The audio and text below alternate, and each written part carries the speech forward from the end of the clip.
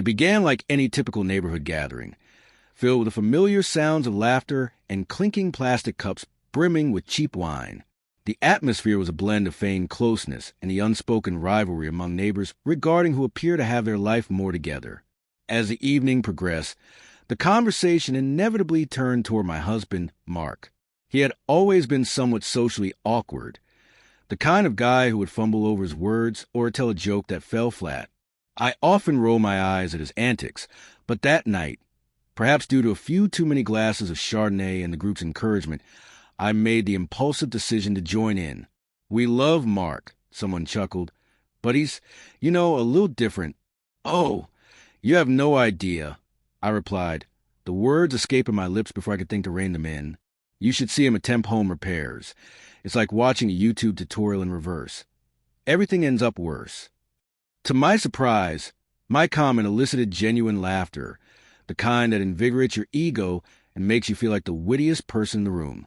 Encouraged by this reaction, I continued my playful ribbing.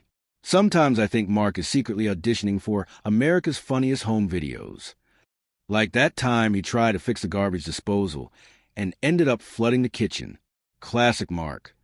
By then, everyone was in on the joke, men slapping their knees, women nodding knowingly in agreement. I glanced at Mark across the patio, busy flipping burgers at the grill, and his expression seemed to be a carefully maintained mask of indifference. That should have been my cue to stop, but the laughter felt intoxicating. "And don't even get me started on his sense of direction," I added with a grin, feeding off the energy of the room. Mark could get lost in his own driveway. He has this navigation app that's supposed to help, but half the time he argues with it like, "No, I know a better way." Spoiler alert, he doesn't. Another wave of laughter erupted, even from Karen, the neighbor who had always looked down on me. In that moment, I felt victorious, basking in the camaraderie and humor. Then everything shifted. Mark put down the spatula, and for a moment, I thought he was merely stepping away to grab something. Instead, he approached the group, his shoulders tense and his jaw set in a grim line. The laughter faded, and the air felt heavy with an uncomfortable tension. "Funny stuff, huh?" His voice was calm, but there was an edge to it that I had never heard before. "You know what's really funny? Spending 15 years trying to make someone happy, only to find out you're the punchline at a backyard barbecue." Silence enveloped us, thick and suffocating. I attempted to laugh it off, thinking it was all in good fun. "Oh, come on." But before I could finish, he turned and walked away. I briefly considered calling him back, but pride held me back. It was just jokes, I told myself. People tease their spouses all the time. Yet, as I brewed coffee and stared out the window, the gnawing truth began to take hold. I could still see his face and hear the pain in his voice when he said, 15 years.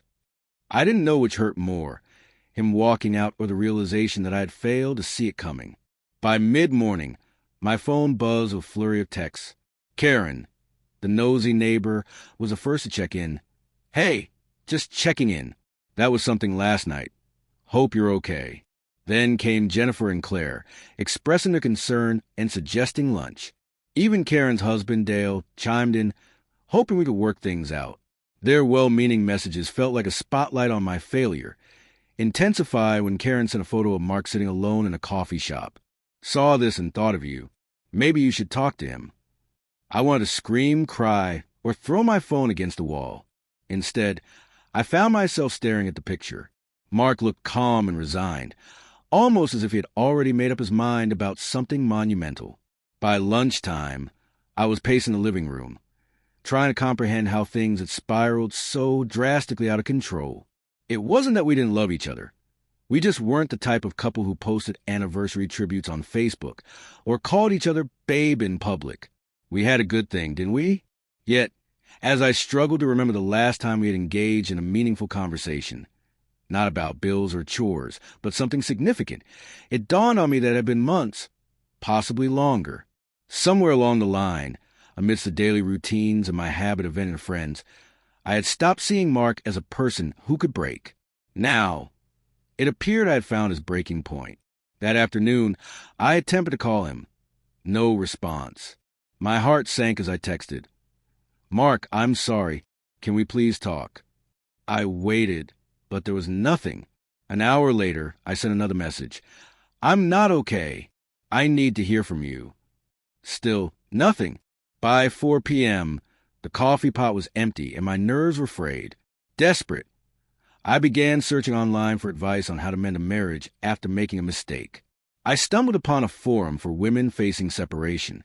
Many seemed just as lost as I felt, but one comment resonated. You can't fix it if they don't want to be fixed, but you can show them you're willing to try. Fueled by a mix of desperation and determination, I decided to try. I drove to the coffee shop where Karen had seen him, hoping that seeing him in person might help mend the rift. But when I arrived, he was already gone. The barista informed me he had left about an hour prior and hadn't left a number or forwarding address. My next stop was his brother's house. Tom lived a few towns over and had always played the role of family mediator. If anyone could reason with Mark, it was him. But Tom didn't know where he was either. "What the hell happened, Claire?" he asked, arms crossed as he leaned against the doorframe. "It was a stupid fight," I admitted, my voice wavering under the weight of my emotions. "Not even a fight, really. I was just joking around, and he got upset." "Joking about what?"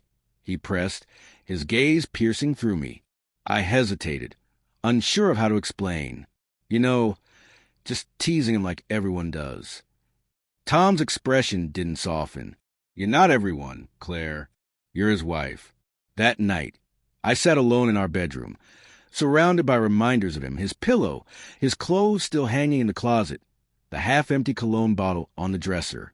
Everything felt unbalanced, as if the house itself was holding its breath, waiting for him to return.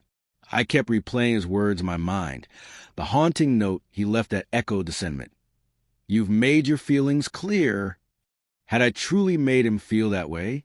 By the time I fell asleep, I had moved past anger and into fear. Deep down, I understood that this was not something I could mend with a simple apology or grand romantic gesture. I had broken something fundamental between us, and I had no idea how to fix it. The next morning, I faced a harsh reality. Mark wasn't coming back unless I gave him a reason to. I couldn't just wait for him to get over it. So I swallowed my pride and drove to his office. I parked outside for what felt like an eternity, rehearsing what I would say. But when I finally mustered the courage to go inside, his assistant informed me he hadn't been in all week.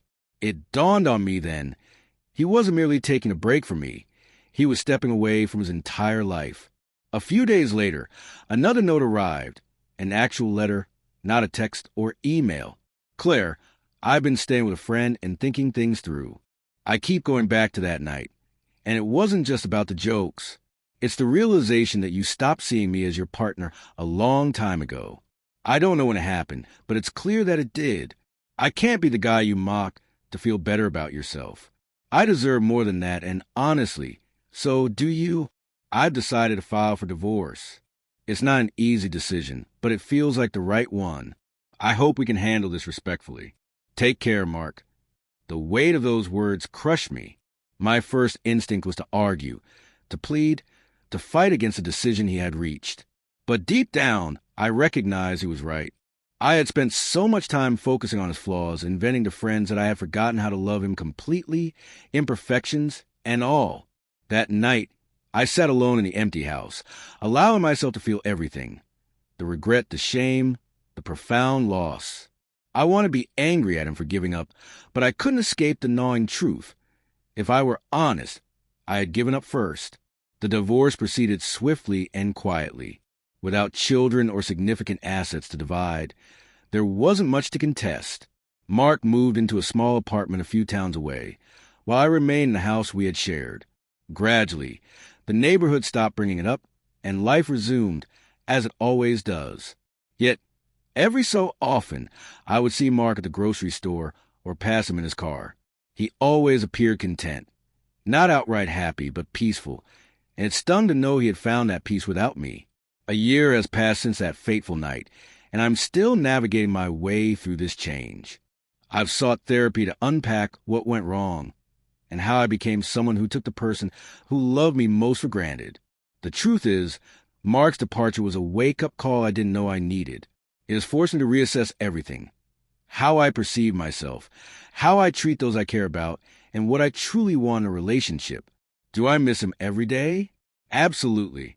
But I also understand he made the right choice. Sometimes, the only way to save yourself is to walk away from someone who has already let you go.